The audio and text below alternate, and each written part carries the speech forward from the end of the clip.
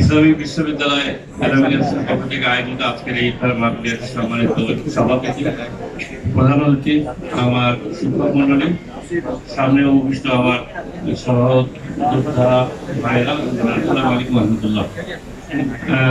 আমরা এখন যাবৎ আমাদের একজন অত্যন্ত জনপ্রিয় দেশের আলোচক জনাব সাহেবুল্লাহ সাহেবের কাছ থেকে আলোচনা শুনছিলাম, মনোযোগ আলোচনা। ওনার আলোচনার পরে আসলে আমাদের কথা বলা বাড়ায় না, যদিও ঘোষণা এসছে, আমি সংক্ষিপ্ত যে একটা কথা বলতে চাই।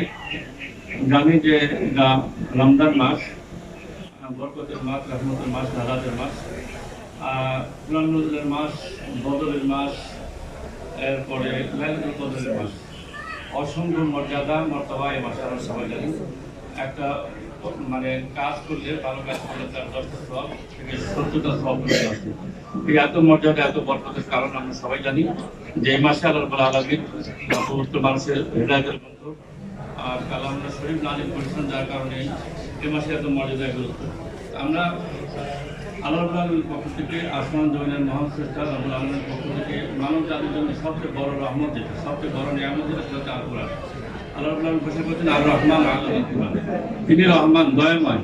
ওনার এই দয়াময়ের প্রকাশটা কিছু কোরআনের মাধ্যমে, কোরআন শিক্ষা দেওয়ার মাধ্যমে। আমাদের কোরআন শিক্ষা, এটাই আল্লাহ রাব্বুল আলামিনের পক্ষ থেকে আমাদের জন্য সবচেয়ে বড় নিয়ামত।